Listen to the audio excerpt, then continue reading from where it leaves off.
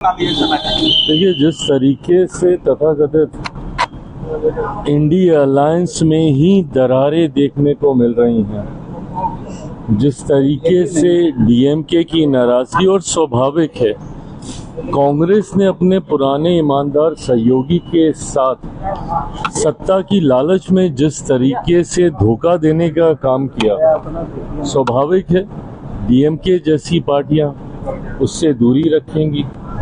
ताजुब तो मुझे ममता जी का है कि जिस उत्साह के साथ ममता जी इस बार इंडिया अलायंस की बैठक में हिस्सा लेने के लिए एक दिन पहले ही वहां पर उपस्थित हो गई हैं, ये वही ममता बनर्जी जी हैं जिनके बारे में जिस तरीके से राहुल गांधी जी के द्वारा बंगाल चुनाव के दौरान अपशब्दों का इस्तेमाल किया गया था, उनके भ्रष्टाचार, उनकी पार्टी के द्वारा हिंसा को बढ़ावा देने का आरोप तक लगाया गया था, उसके बावजूद आज वो जिस तरीके से पहुंची हैं, ये दर्शाता है कि ये अलायंस कहीं ना कहीं एक समझौता है, एक दूसरे की बुराइयों को छुपाने के लिए, एक दूसरे की कमजोरी को छुपाने के लिए, और इसीलिए कभी भी ये अलायंस सफल नहीं हो पाया।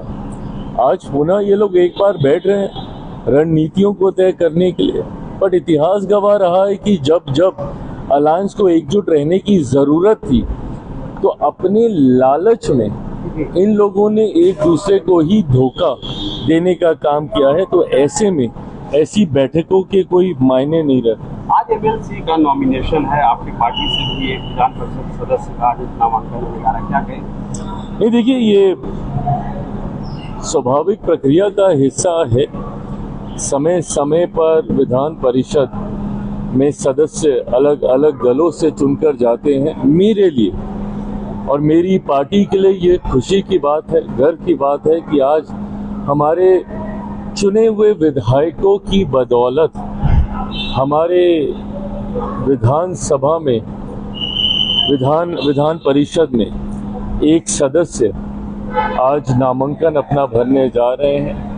और उससे बड़ी खुशी की बात यह है कि पार्टी ने जिस सदस्य को चुनने का काम किया है वो मेरे नेता, मेरे पिता, लोक जनशक्ति पार्टी के संस्थापक आदरणीय रामविलास पासवान जी के पुराने साथी, पुराने सहयोगी और पार्टी के ईमानदार कार्यकर्ता रहे, जिन्होंने हर विपरीत परिस्थिति में पार्टी के साथ मजबूती से खड़े रहने का काम किया।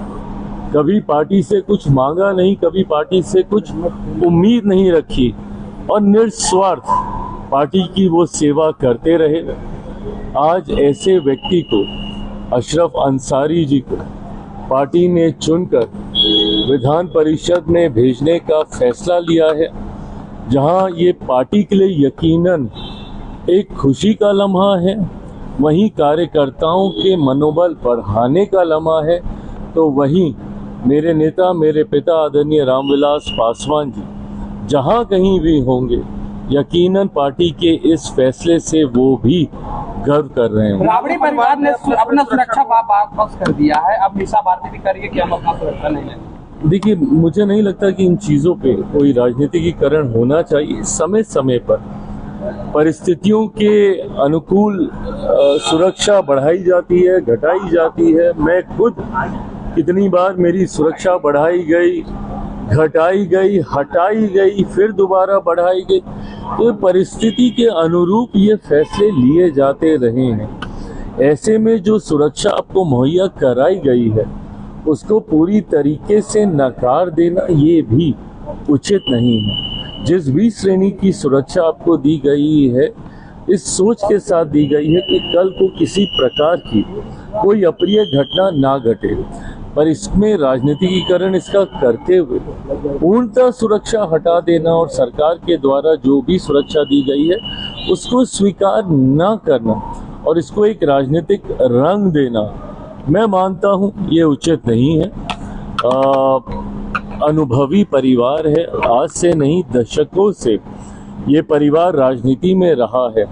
ऐसे में इस तरीके के फैसले कहीं ना कहीं जिद को दर्शाते हैं, जो मुझे नहीं लगता कि इस परिवार की अनुभव और मर्यादा के अनुकूल है। एमएलसी का आज नामांकन है, लेकिन तेजस्वी यादव और लालू प्रसाद यादव नहीं है, क्या कहेंगे? सुनील सिंह आज नामांकन नहीं करेंगे। नहीं, ये गंभीरता का अभाव दर्शाता है। नेता प्रतिपक्ष कई बार कई महत्वपूर्ण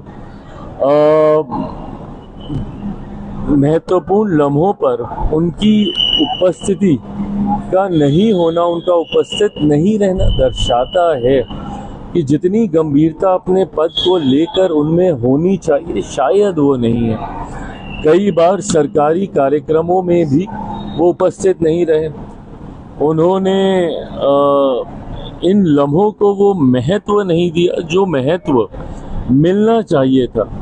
ऐसे में जब आज आप ही की पार्टी से एक सदस्य नामांकन भरने जा रहा है, आप स्वयं उपस्थित नहीं हैं, पार्टी के राष्ट्रीय कार्यकारी अध्यक्ष हैं, आदरणीय लालू जी के स्वास्थ्य की चिंता हम सभी को है, उनकी उपस्थिति नहीं भी है तो हम सब उसका सम्मान करते हैं, पर तेजस्वी जी का नहीं होना दर्शाता है कि वो आज भी अपने पद और राज्य की राजनीति को लेकर गंभीर नहीं है। सर राहुल गांधी ने कहा है कि प्रधानमंत्री युवाओं को रील और पकौड़े तलने के लिए छोड़। देखिए, जिस तरीके से राहुल जी ने समय समय पर शब्दों की मर्यादा को गिराते हुए राजनीति को हल्के विषय के साथ जोड़ने का प्रयास किया है, ये कहीं ना कहीं उनके अनुभव की कमी को दर्शाता है। राजनीति में अपरिपक्वता को, उनका इमेच्योरिटी ये दर्शाने का ये काम करता है। ऐसे में ये तमाम बयानबाजी उसी दिशा में आज की तारीख में, जब देश में इससे ज़्यादा महत्वपूर्ण और गंभीर विषय हैं जिनको विपक्ष होने के नाते उनको रखना चाहिए और सरकार होने के नाते, सत्ता पक्ष होने के नाते हम सब की नैतिक जिम्मेदारी है कि हम उसका जवाब दें और हम लोग जवाब देंगे भी। पर जब वो स्वयं बातों को इतना हल्का कर देते हैं तो दर्शाता है कि वो खुद ही गंभीर विषयों को लेकर गंभीरता नहीं रखते।